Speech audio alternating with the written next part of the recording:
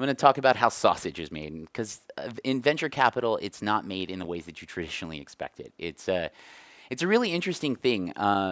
So just so I can get an understanding of the entrepreneurs and engineers here, if some of you guys are engineers, help me better understand. Are you guys doing consumer-facing things? For as a raise of hands, like how many people are trying to build something that like a traditional end user would pick up and use? 2, 5, 6, 7. Okay, so that's pretty good. Um, for the rest of you that are attempting or like interested in this, are you guys selling business to business? Is that the likelihood? Business to business. Okay, so larger companies. Okay. Uh, are they consulting services? I just want to make sure that that's not the case. You guys are selling some software as a service. Good. All right. That helps. So for some of you that were here in my talk yesterday, I will address a few things that I think are really important to understand because whether you're selling widgets or whether you're selling services or whether you're selling software, at some level, like and as a diligence employee at venture capital firms, like these are what I'm going to kind of briefly talk about here is the like acronyms that basically govern whether or not you are going to get a check or a wire transfer, whatever you guys do here. But like these are the points. Like these are the solid points. So what I want you guys to hopefully come away leaving with is a better understanding of like how a VC makes their decision. Because I think that that's really important, especially if you've not raised money before. If this is your first time, it's really important to understand what it takes for a venture capitalist to move. And so, to briefly understand, you guys are asking and gals are asking for money, units of some mathematic unit of currency. So because you're asking for a mathematic unit of currency, you should really have a very solid understanding of how many of those mathematics units of currency is required in order for you to build the thing you're looking to build, the number like of mathematic units of the total number of people that would use your thing, the likelihood of you getting those. Again, this is all probability. I mean, I'm basically going to tell you, like, you will be able to get a check or a wire transfer from any VC if you come in with a really good model. So what I hope all of you guys leave with understanding is that your job as an entrepreneur, as your principal sales guy, because that's all you are, you're selling your startup or your business, is to understand that your job is to sell the VC or capitalist or angel investor on your belief and solid understanding that not only is your product awesome, but it will return on investment, because that's all they care about. So let me briefly explain, before we get into the acronym stuff, let me briefly explain how a traditional, at least in Silicon Valley, Los Angeles, US-based VCs work. I'm a high net worth individual, we'll say, and I've had an exit, we'll say, and I've decided I want to become a VC. So I put $5 million of my own money, in a fund. And then I go to other high net worth individuals and say, hey, you know what? I'm starting a fund. Would you guys like in on this? We're going to, try and invest in, we're going to take this and break it up into smaller chunks. The hope is that we'll pay, 15% on our money. You'll get some carry, but basically we're gonna try and beat like any of your traditional like investment, your traditional bits of investment. You own some property, you invest in some like you invest in funds. You've got your own stocks, you've got bonds. Generally, venture capital is for high net worth individuals or for funds or for syndications of funds are a portion of their overall like net worth. So I'm a VC, I'm not a VC yet, but I'd like to be, and I'm building a fund. So my job is to go off and sell other people on the fact that I'm a good human at picking like winning horses. or humans in this case. That's what my job is. So my job is to say, okay, listen, I'm really good. I've not only me, but I've got a small team of people. I've got a couple associates. I've got some folks on, in the team that are going to go off and look at all of these deals, and then based on our own experience, we're going to invest in these things in the next, over the course of 5 years, we'll return, very handsomely on this investment. So it's really important to understand that whether you take venture capital or not, 93% of companies fail in their first year.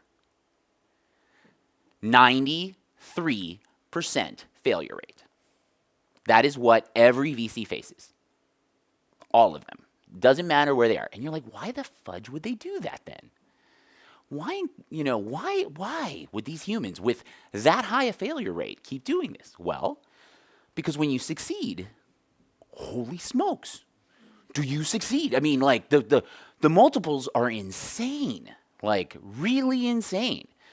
But again, you have to understand that, out of 100 people that you write checks to, or wires, 97% of them, it's just like, well, we poured that money in a hole. Now, interestingly enough, because it's a weird little recursive cycle, it's important to understand that, let's take the Silicon Valley example. Well, a lot of those high net worth individuals also own property. They also own office spaces. They also own all of these supportive services that when they write a check, let's say you two are a high net worth individual. You own buildings in San Francisco that rent to, people, more than likely entrepreneurs.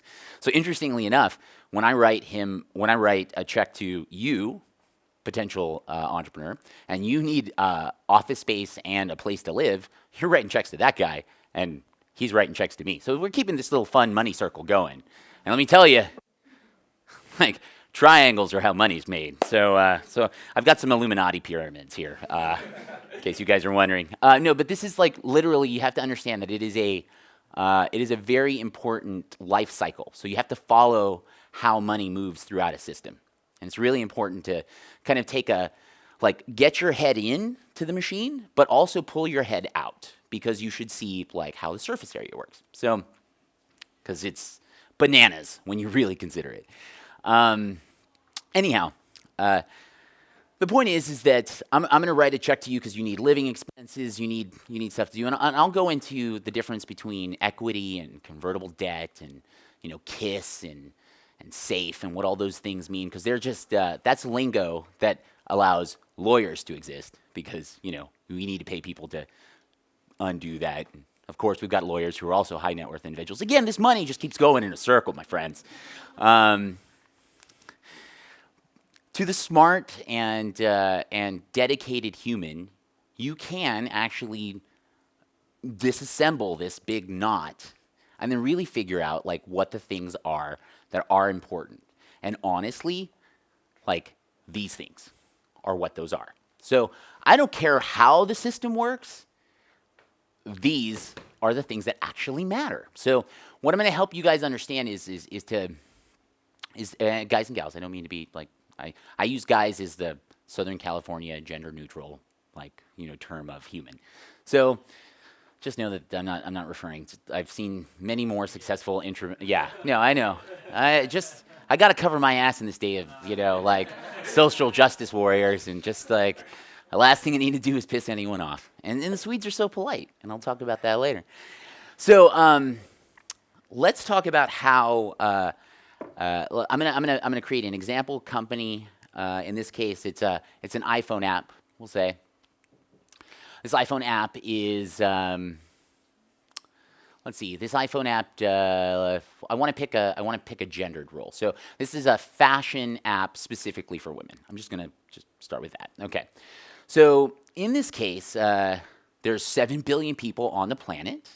The total market that I could actually target are people who wear women's clothes. We'll say roughly 3.5 billion, roughly.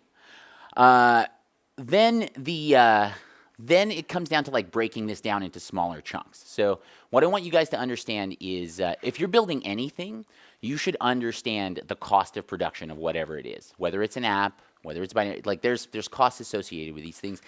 And once you're even done, there's still costs to acquire new customers. So we'll talk about this. 3.5 billion people. I'm building this for the European consumer, we'll say. So that shrinks it down even further to, we'll say 700 million people, we'll say. We'll go into that. Folks with iPhones and Androids, that we'll shrink it down even further because you've got the old folks on the spectrum and children which aren't in the spectrum, which we'll say, okay, now we've got in this example, we have 300 million consumers, we'll say, okay? 300 million consumers. Now, if you sold your app to these folks, or if you had advertising revenue, theoretically, you could make $300 million, we'll say, if you sold it for $1. Very basic example. Now, if you were collecting advertising for this, we'll go into what that becomes the average revenue per user. But it's really important to understand, okay, I can address, this is what we're talking about, the total available or addressable market. I can address 300 million people, okay? That's who I'm addressing. That's who I'm spending my marketing dollars to try to get to become customers, because that's the total addressable market. Then there's this segmented addressable market, which is to say, okay, within that, I can capture, so there's 300 million people. I feel like I can get to half of them somehow, through some channel. I deeply believe as an entrepreneur, because what I want you guys to really understand, and the reason why I'm going down this example, is that not enough thought is put into the size of the market of the thing that people are building. Okay? There are folks who build really specialized software tools, for example, we'll say, because it solves their problem. They're like, hey, I have this problem, and I'm going to build this thing that solves this problem that I have. Well, how many copies of you are there on this planet? And that's the question that me as a VC or a diligence officer has to ask. It's like, okay, I believe that that's a real legitimate problem, human. How big is that market? And then it's like, okay, how much of that market, so how big is that market? How much of that market can you possibly talk to, right? And then once you actually do have that market share, how much of it you actually do have. So at some point, let's say I have 300 million example, I could probably get to maybe 100 million, and I've already gotten to 10 of that 100 million. So here you are coming to me for more money to run ads, to do there's something that you need, okay? So also, before you go to any sort of VC, I want you to have, in your head, have a very clear mental picture of what it is you'd like to have happen, which isn't just I'd like for them to write a check or send me a wire transfer. Because VCs are not the monopoly man. They don't really care to see your dreams exist. Okay? They don't. They really don't. They care about this thing where it's here's what I'm going to do.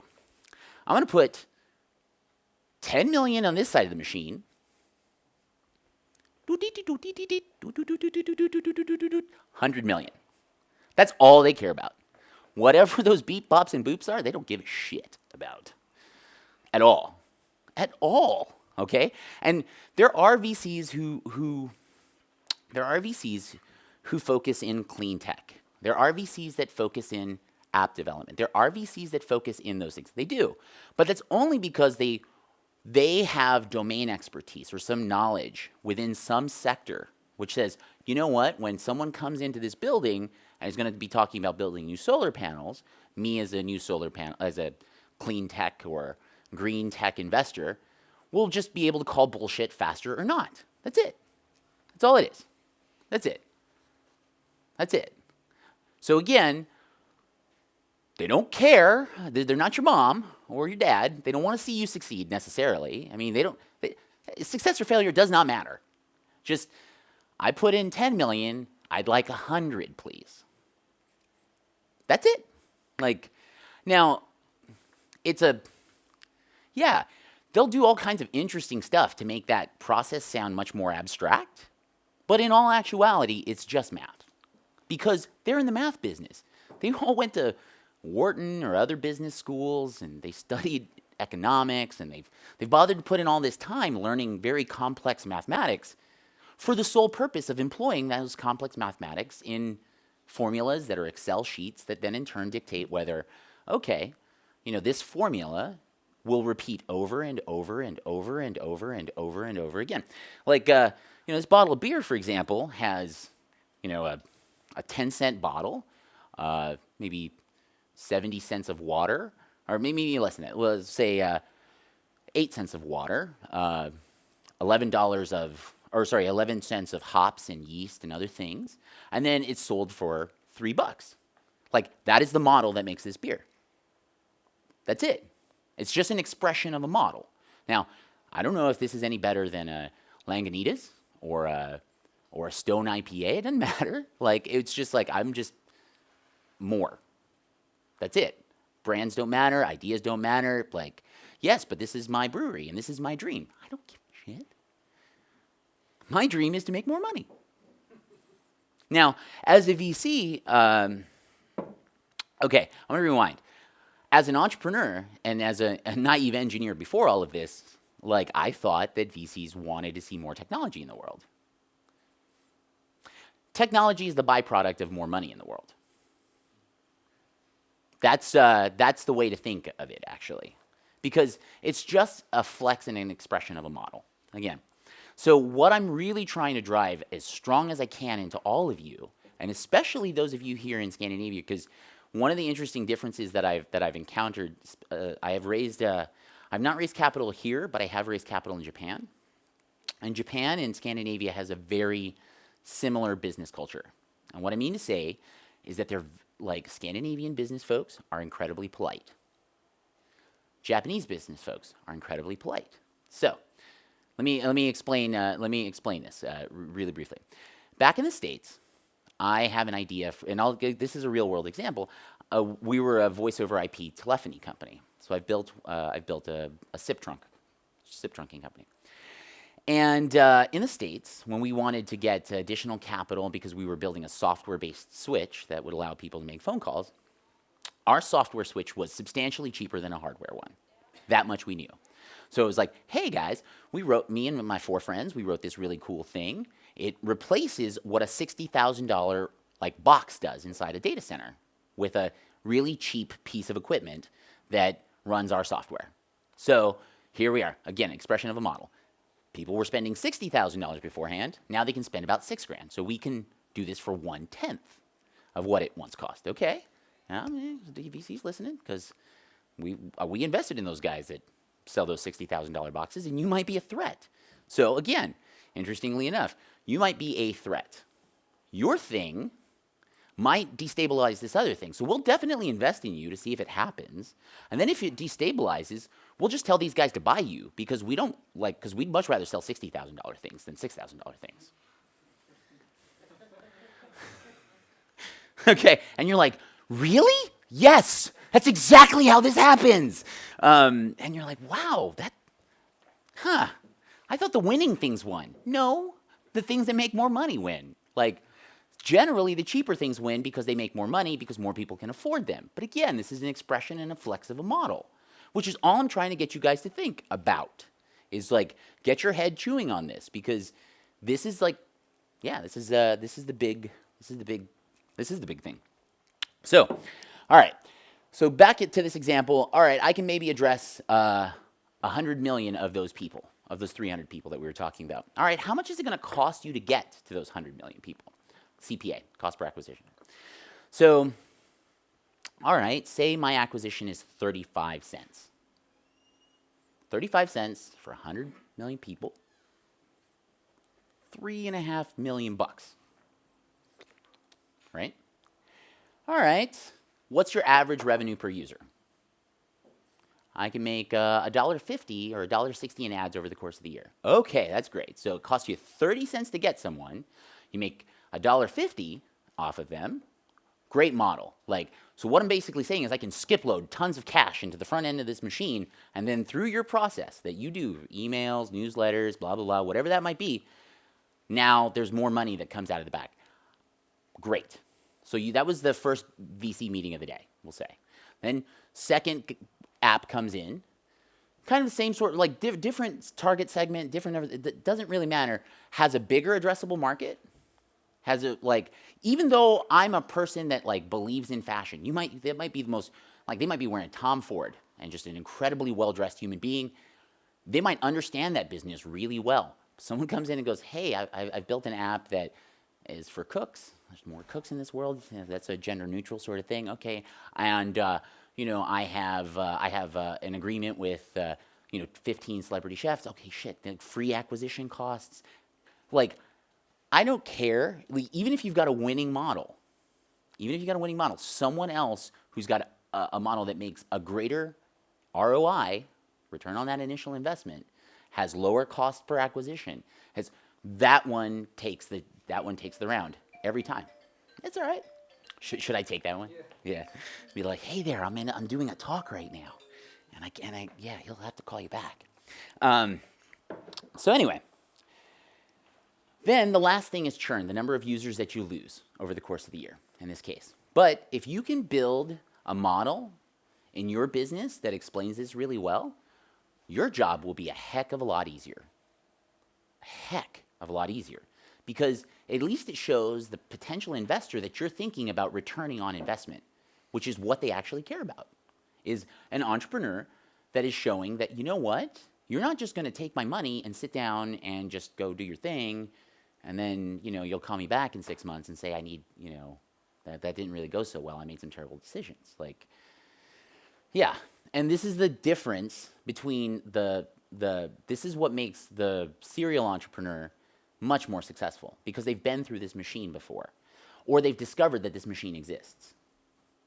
And then the more times that they do it, the better they understand market segmentation, the better they understand how to get a customer, the better they understand how to leverage partnerships, the better they understand how to do these interesting deals that then in turn increase the likelihood of their success. So let's speak a little bit to the difference between Silicon Valley VC, Scandinavian VC, and like Japanese VC. So it's I should have a slide, but I can just explain it. So you've got a good idea, a good business model. You've got something. Maybe you're even a naive entrepreneur, but you're definitely solving a problem that has a big enough exit on the back end of it that we're like, okay, I think they might have something here. They look at the business plan, they look at the deck, they look at the founding team, they look at the capital requirements in order to pull this off, and they say, oh, well, you know what, they definitely deserve a meeting. So then what ends up happening is you meet with an associate who's on the outside ring of the VC firm. So the associates are just the folks that come out and do meetups and mixers and stuff like that. And then there's like associates, and then there's diligence guys, and then there are partners. Rings, okay? Partners are the folks that have either put money in or definitely the folks that say yes, okay? So you meet an associate. Associate goes, yeah, I think these guys have got the goods. All right. So, all right, let's get their deck in. We'll do some diligence. We'll have a few phone calls back and forth. And then we're like, okay, well, I like this. Why don't we bring them in for why don't we do some diligence on them? Let's go figure out like how big. So now I've been a diligence officer. So what my job is, or I should say a diligence like employee, like the person that does this. Now my job is to look at this business model, this market segment, this thing, and then go off and see if it's big enough, if they are asking for enough money to pull this off, if they like that's my job, is to go like, okay, do their ideas of like building something match the reality of the world we're in? And if they do, then it's like, okay, definitely let's go ahead and have them meet the partners. So then you meet the partners, and the partners come in and say, okay, you and your co-founders and whatnot, you have this like really interesting pitch meeting, and you do your slide deck, and you go through, and you explain it all. Now, let's talk about the math of a partner meeting. Okay, let's talk about the math of a partner meeting. These are folks whose job it is to return on investment, right? They get paid an obscene sum of money. Like they make, hundreds of thousands of dollars, if not like millions of dollars a year. Okay, so now I want you to take that and multiply it by 52, or divide it by 52, and then divide it by a 40-hour work week, or even like a 25-hour work week, and then you get some average dollar per hour of a partner. It's like $6,000. $7,000 an hour per partner. Now, you've got 8 decision makers in a room. That one meeting costs like 40 grand. Like, that's real. Now, the likelihood of them all getting together to go take you seriously, they're like, we are definitely going to write a check. Like, that's real.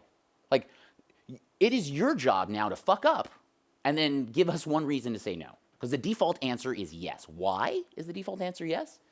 Because we've promised other people that we're going to make 15% on their money. So if we don't deploy capital at a continual rate constantly, and we're sitting on it, then we're not doing our job. And the folks that we've sold to are going to be pissed off at us for like not doing investments or not doing enough deals, not having enough deal flow.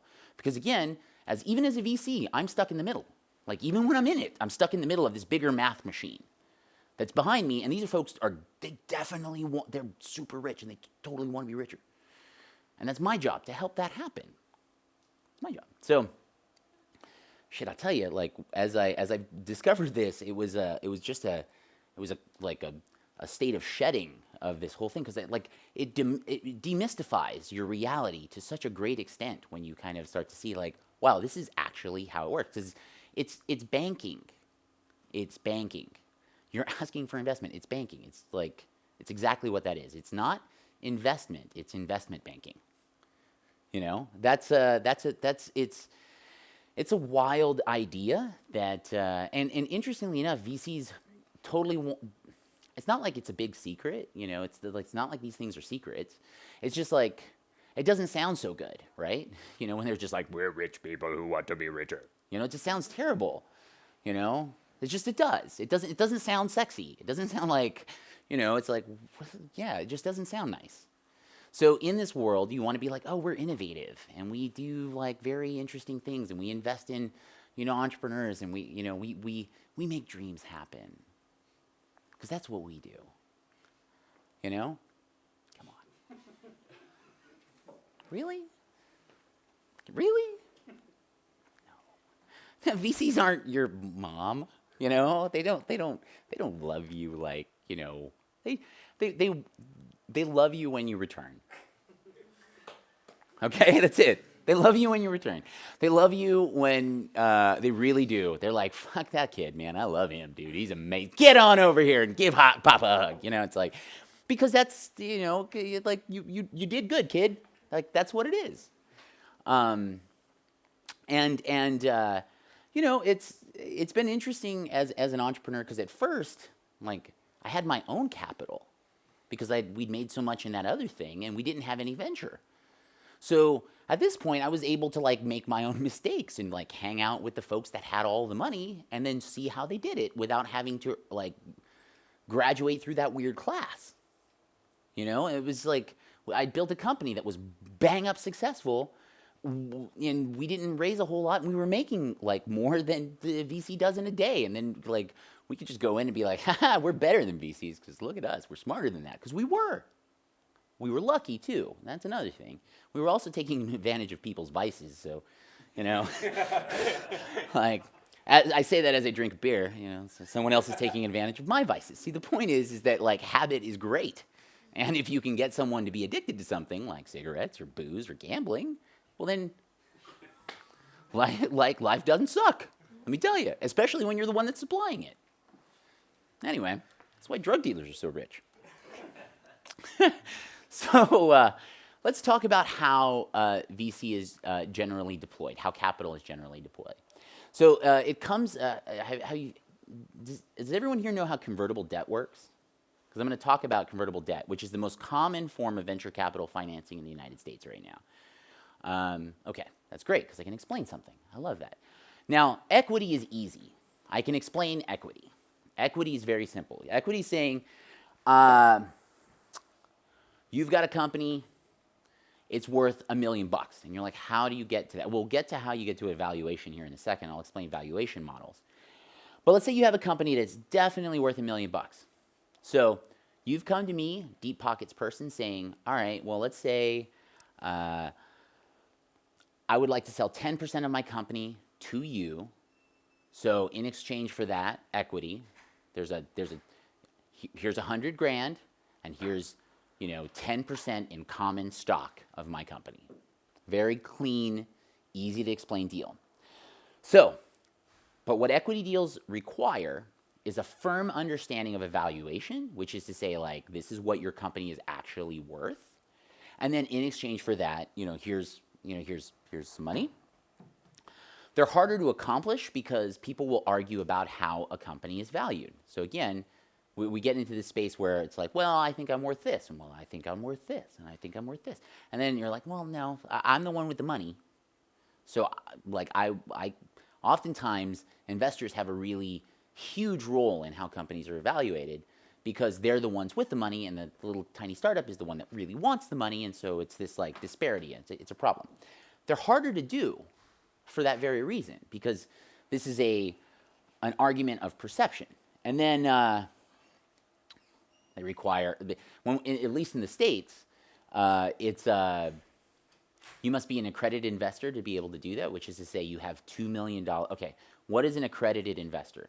An accredited investor is someone who the United States' Securities and Exchange Commission, the group that polices banking, basically, says this human being has enough capital to then in turn, invest it elsewhere, which is to say that they have over $2 million of net worth, but not in the home that they live. So it's not like, okay, their house is worth, $1.5 million and they've got $900,000 in the bank and they want to go off and do a $50,000 like VC, like a equity deal.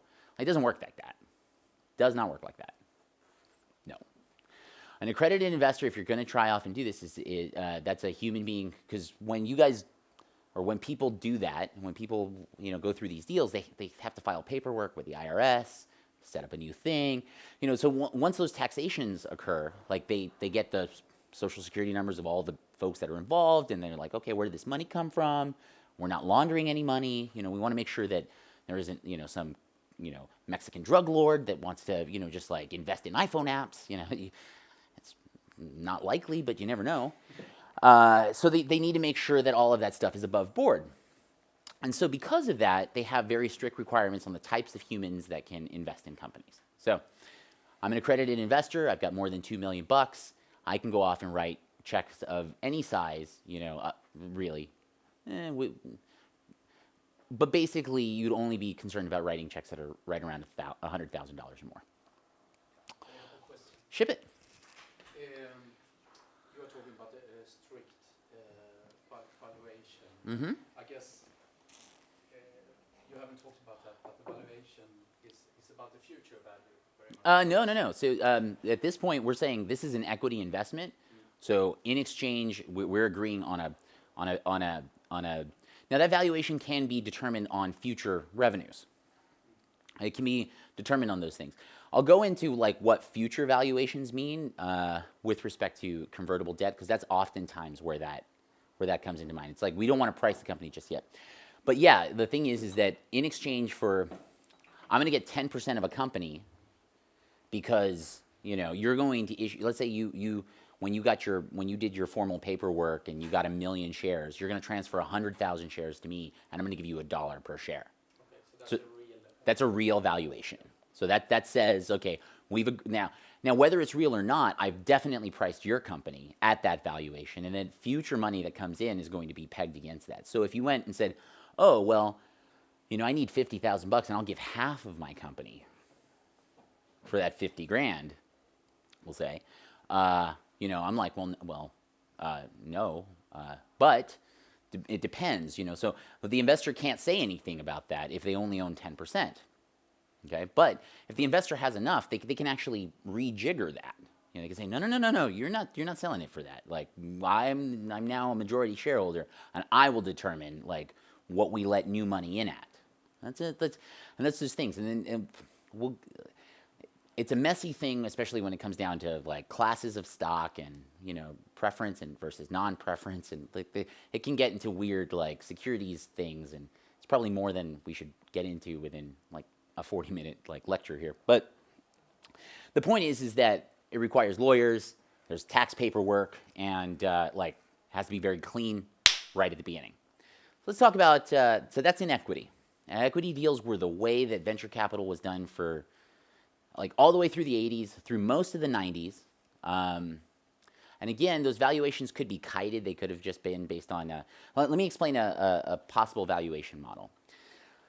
One of the common ones is 8x revenue, or somewhere between 5 and 8x revenue. So let's say you make, $125,000 a year in sales. Well, then what's your company worth if you've got 2 employees and you're selling, we'll say, to make this math easier, $200,000 a year in sales. Like that. So, okay, like what is your company worth with just 2 employees and a sales funnel at 200 grand, and you want to sell 10% of it? Like, I don't know. One of the means in which they do that is they just say, okay, let's take your current revenue that you've got, let's multiply it times 5, and let's say that that's the valuation. So if you're making 200 grand a year in sales, that's all you have to do to have $1 million company. Okay? Because we just agreed that, I buy, 10% of this, those sales will grow over time. That's one of the ways of doing it. Another way of doing it is and it's somewhere between 5 and 8. Let's say you've got 10 rock star engineers. Well, like I'm talking rock star engineers, like amazing ones. Well, shit, hiring an amazing rock star engineer at Google, that's $100,000 at least thing. Like, so we would totally pay $1 million for a company with 10 amazing human beings. We'd totally pay $1 million for that, like just in human acquisition cost. So we would buy your company for $1 million just because you've convinced 10 people or 9 other people to work with you, and then we can just buy it. So that's what we call the acqui-hire. So if you look at VentureBeat or TechCrunch, and it's like, oh, these guys were acqui-hired. Well, okay, it's because they looked and they priced those engineers and business people, and they said, oh yeah, those folks are totally brilliant. When they become a business unit here in Google with a lot more capital and their great teamwork skills, those folks will be able to create a $20 million company no problem. So buying it for $1 million is easy. That's one way of doing it. Yeah, and then everyone gets fatty salaries at Google.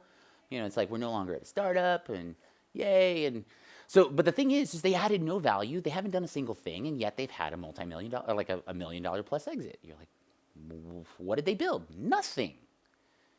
They didn't do a thing. They were just really good humans that work well together, and the likelihood of them being able to build something awesome is pretty good. So, it sounds preposterous, but it happens every day of the week.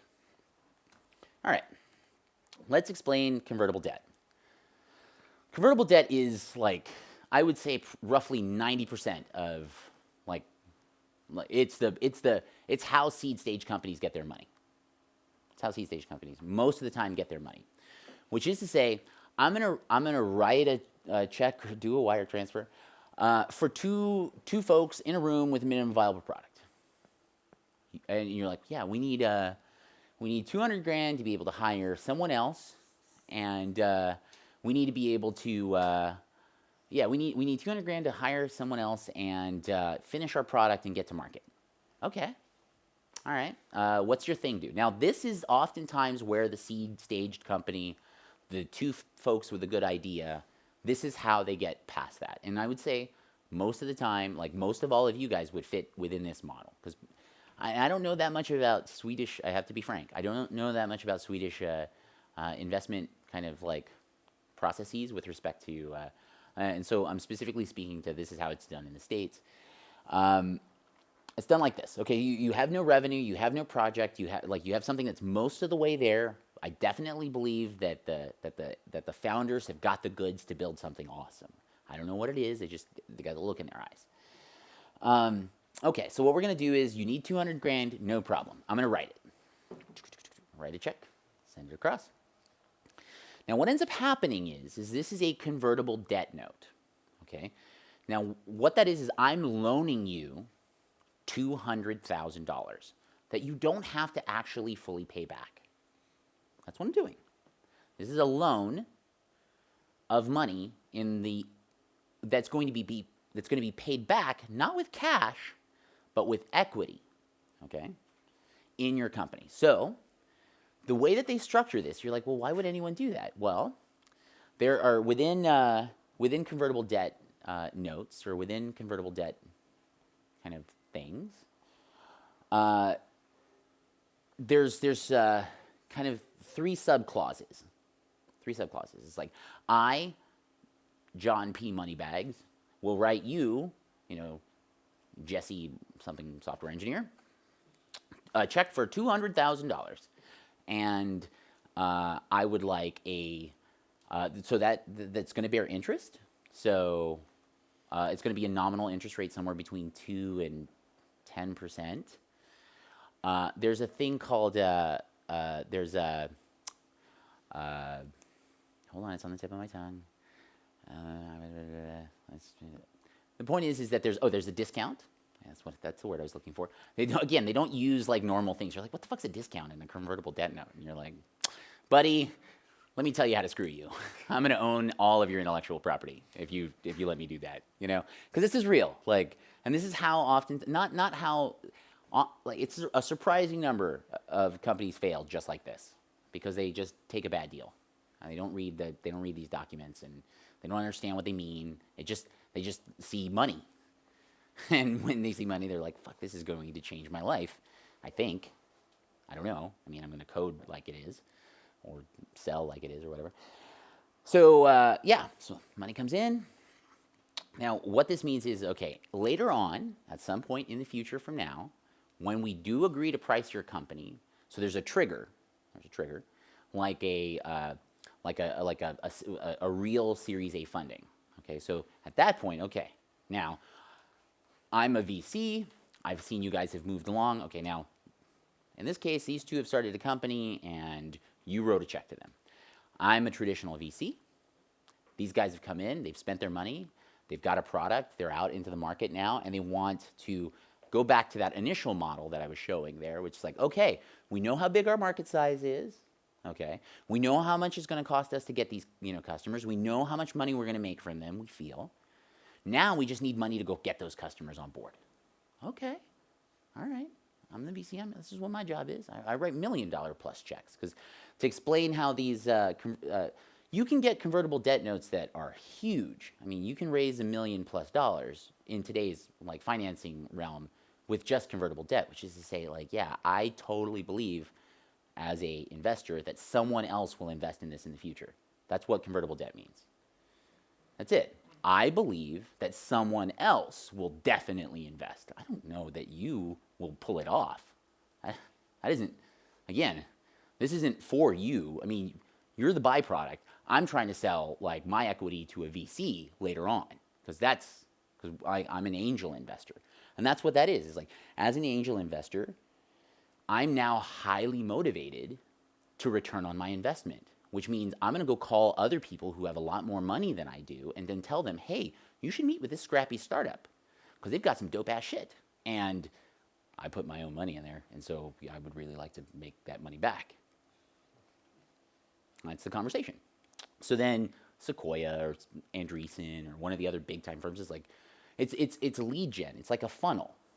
Okay, so there's the back office where the money happens. There's the entrepreneur here in the front, and then there's the customer all the way out here, But the folks back here, they're just moving money in between each other, So, okay, I definitely believe that I can make calls on your behalf, and you cannot fuck up along the way, and you can spend this money prudently, and you can build this product to the point where someone else will definitely invest in it. That's what convertible debt is. So, all right, now I'm the VC, and I've got $1 million that I need to write you, and we're going to price your company because you've done something or you have some model, you have some valuative principle that says you've done something interesting. I definitely should invest in it for some complex set of reasons. Now me, okay, so here I am, big time investor thing, and here I am, $100,000 investor. Okay, now here's what happens.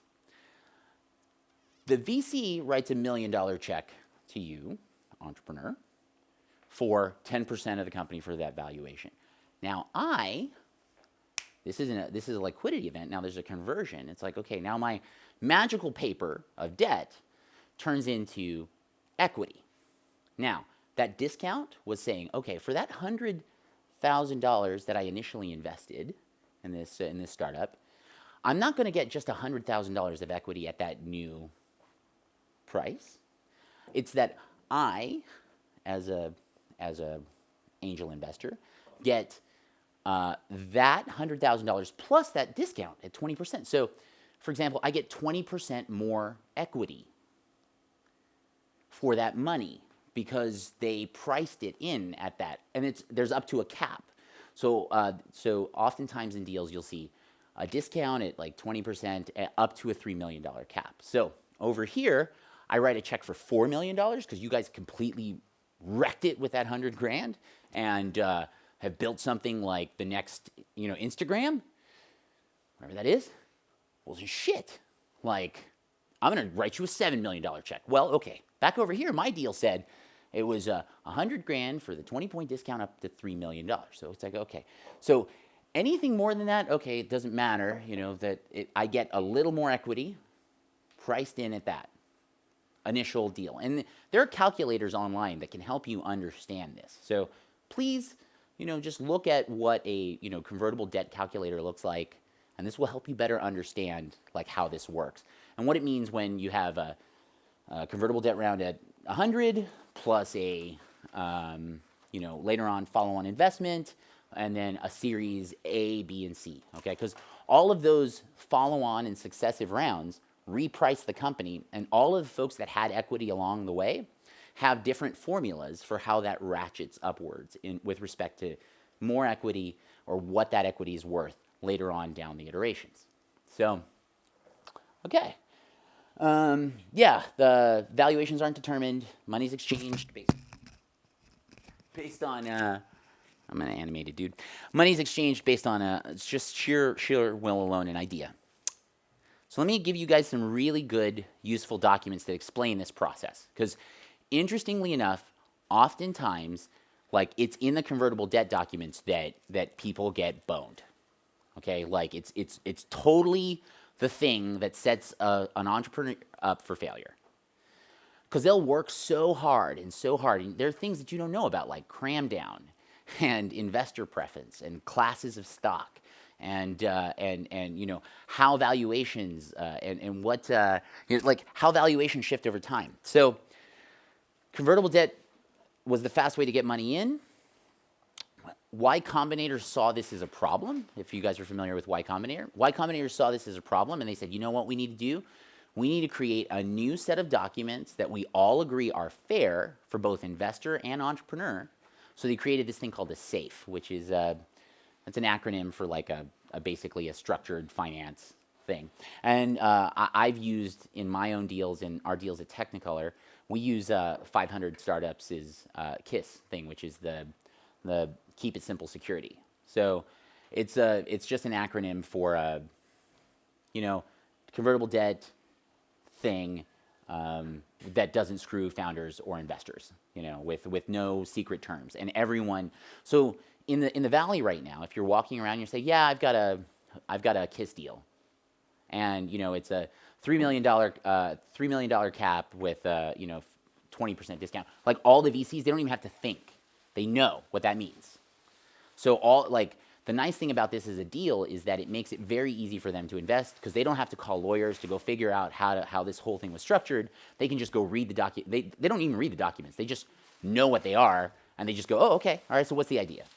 And then because the thing is this is, as you've kind of probably noticed from my initial explanation of the complexity of how this industry works, there's a bunch of nuance, and there's a bunch of stuff where things get lost in the weeds.